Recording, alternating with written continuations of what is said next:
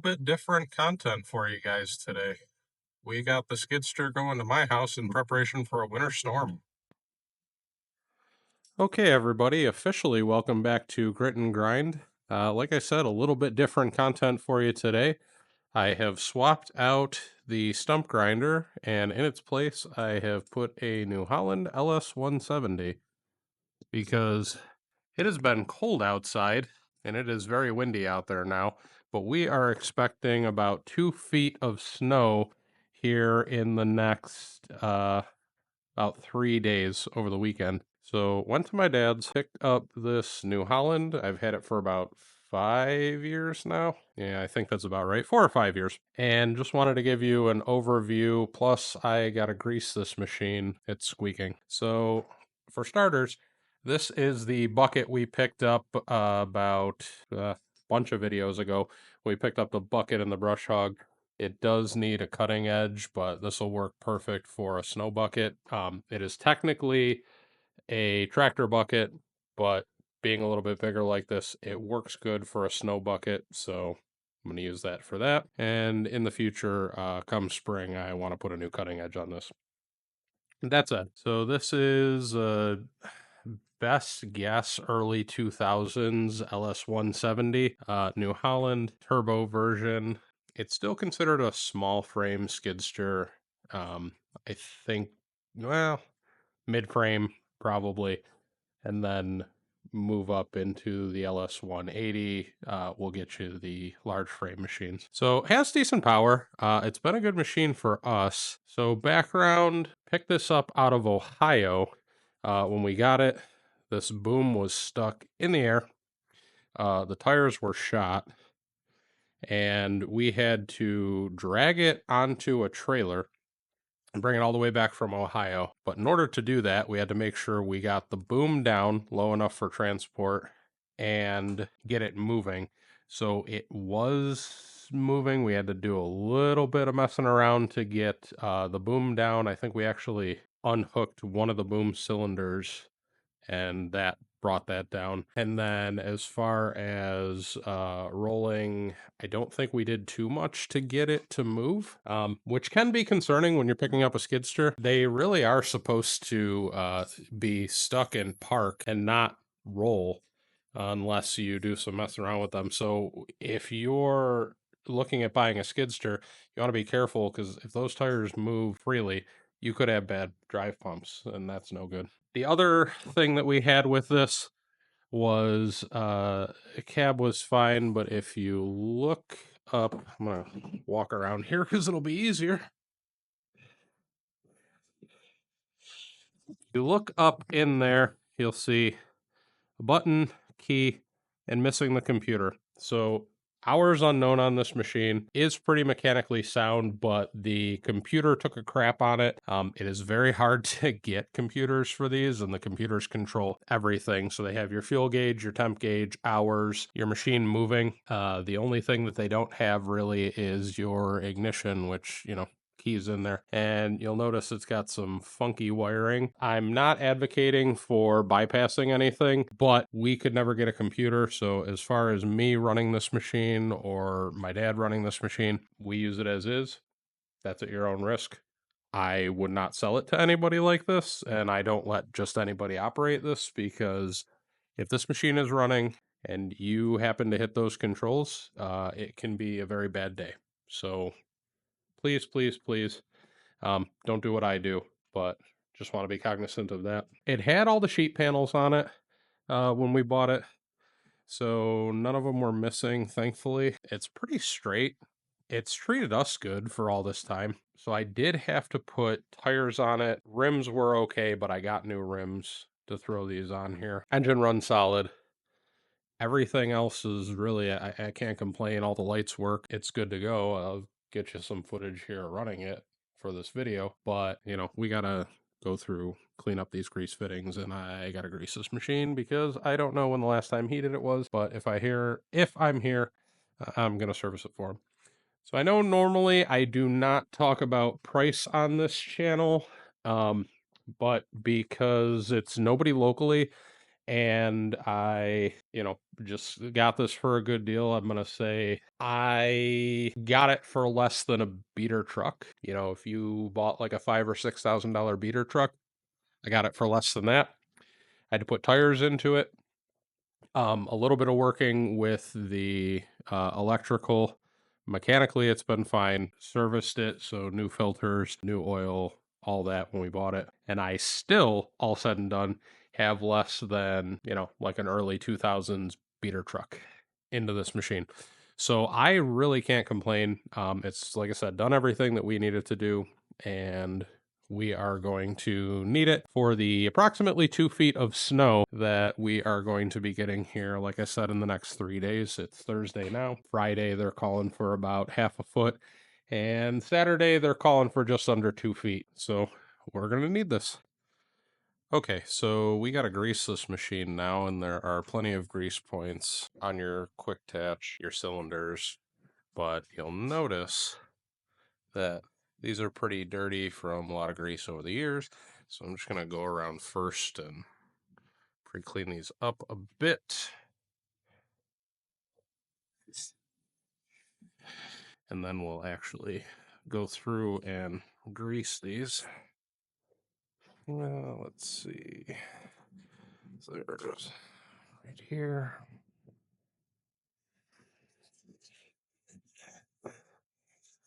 There.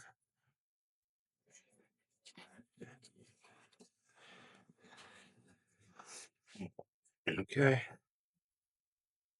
There is one in here, but you can see there's actually a wasp nest in there. We're in winter now, so I'm not too worried about that. But we'll get a pick and clean that out in a minute. Here.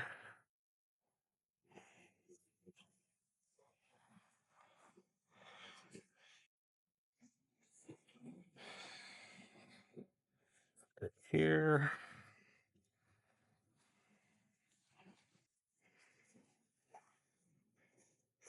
Another one here.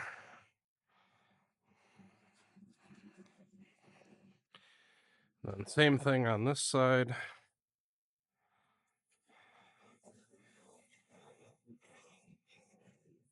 All your pivot points should have grease fittings. Let's see. Is there one back here? No, there is not, which would be referring to that pin right there. Do this one.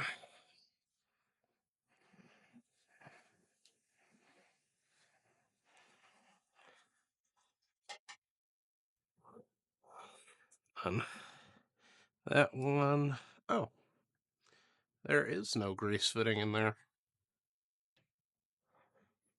Huh.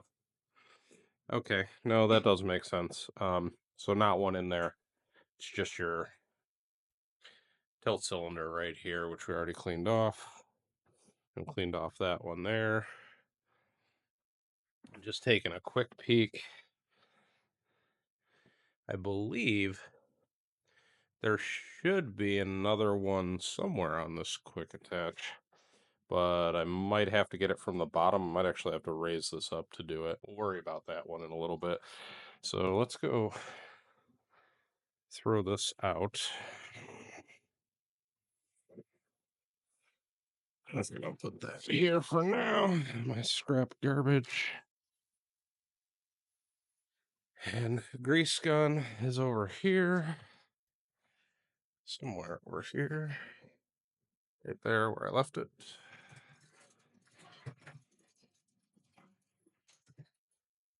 So this is the lock and lube grease gun. But what I really love about this, I've said it in other videos, is this locking coupler that Lock and Lube makes. Check the video description. This will be down here. I believe we'll link the grease gun, but I'll at least link this through an Amazon affiliate link. Because if you have to grease anything, you're going to want this. It's going to make a huge difference. Demonstrate. Hard to do this one-handed, but you just press down, lock on. It's on. That way I can get my couple pumps of grease. I really can't do this here while holding the camera, so I'll set you up on a tripod.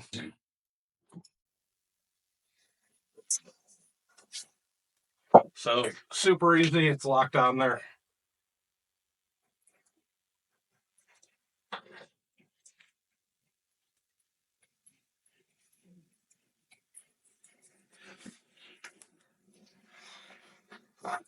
Another one here.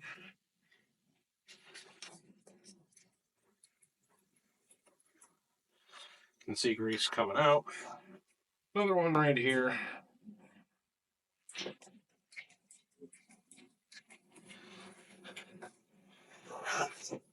And then this one again here.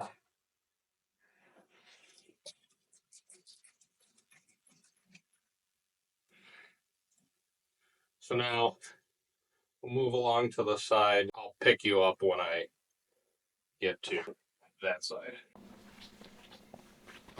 So I already did these back two ones on the other side. Got this one here, this one down here.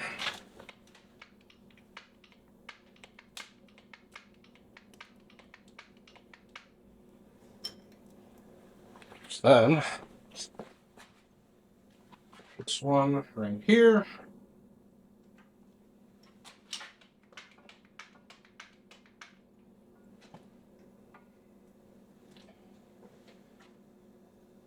And minus, I gotta see what's going on in here.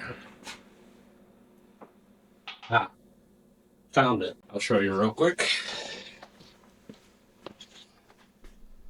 So I'll have to get the one on the other side. Right down here. One.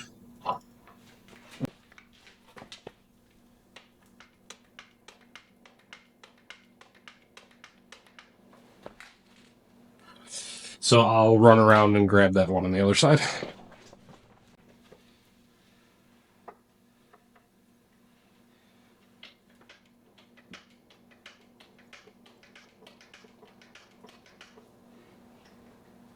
Okay, we, in theory, should be good to go with what's going on outside.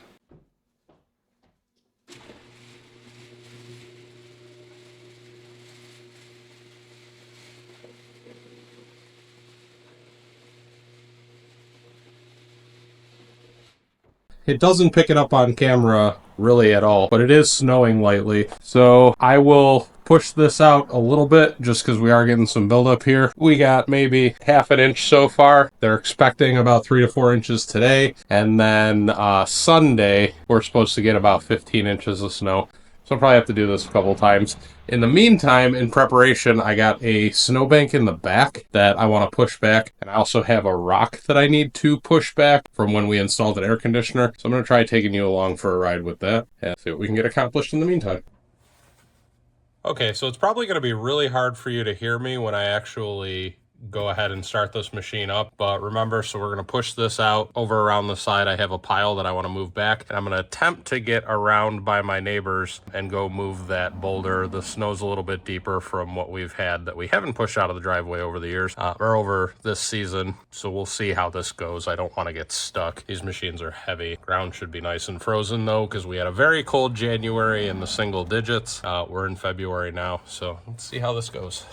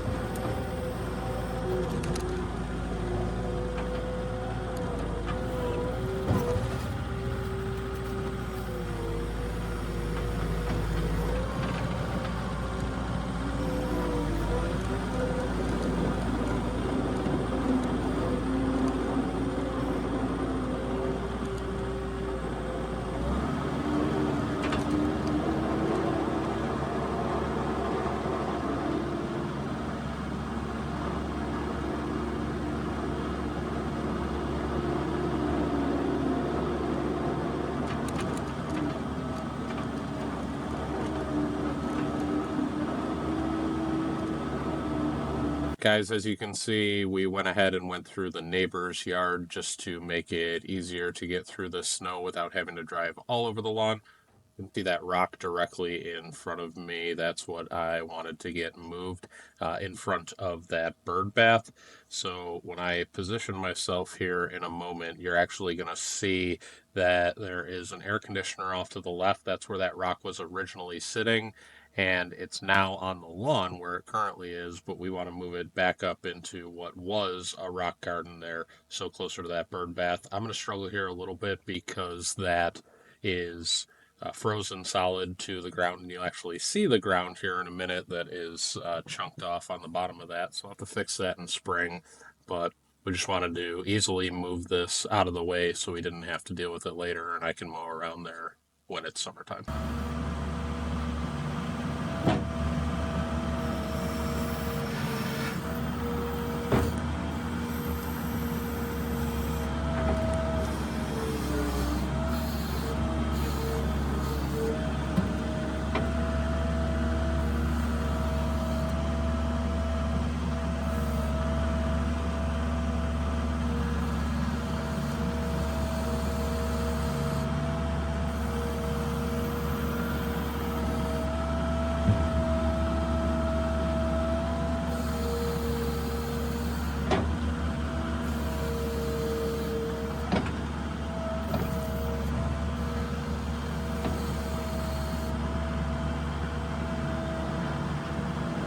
So as you can see here, I'm going to take some really wide sweeping turns because I am on the lawn. It is frozen and there is a few inches of snow still on the ground, but I don't want to take any chance on tearing up the lawn more than I have to. So we're just going to go take those wide turns so we can get back onto my neighbor's driveway, and then we'll move over into the back half where there is a pile of snow that needs to be pushed out because it's very close to the edge, and I don't want to crowd any more into the driveway than I already am.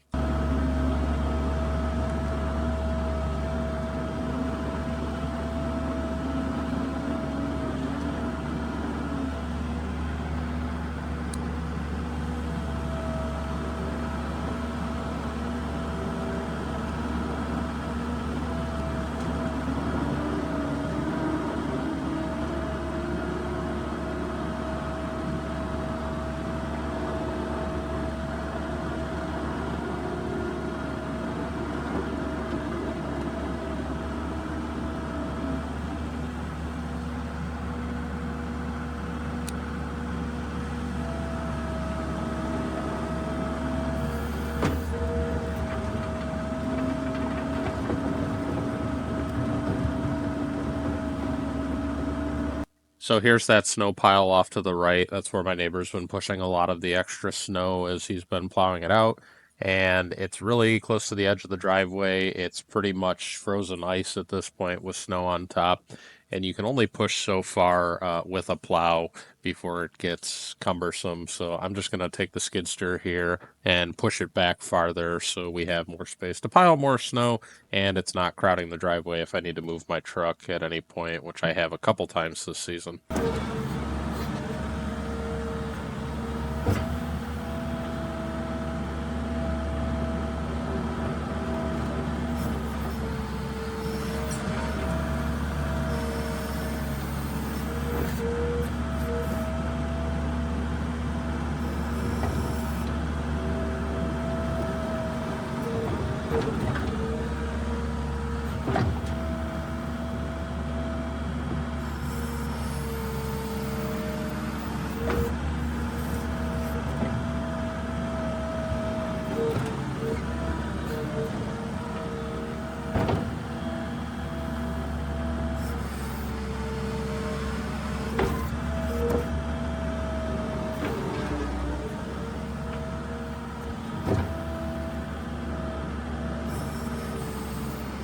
So as you can see, I'm really taking my time here and trying not to tear up the lawn too much. That's why I'm still leaving a decent amount of snow on the bottom and trying not to cut it too close to the lawn because I don't want to have to fix that in spring, though I'm sure there will be some spots here.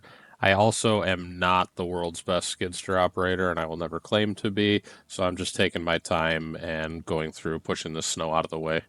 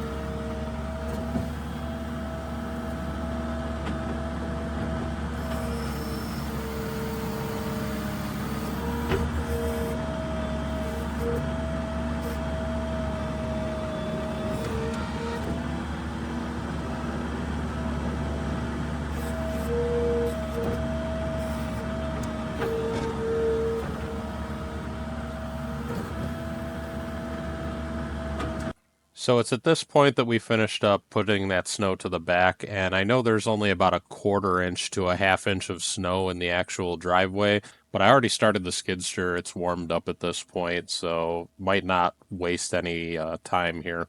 So we're going to do a little bit of cleanup on this driveway, and I'm sure over the next 24 to 48 hours I'm going to be doing a lot more, and we'll have a lot more snow at that point.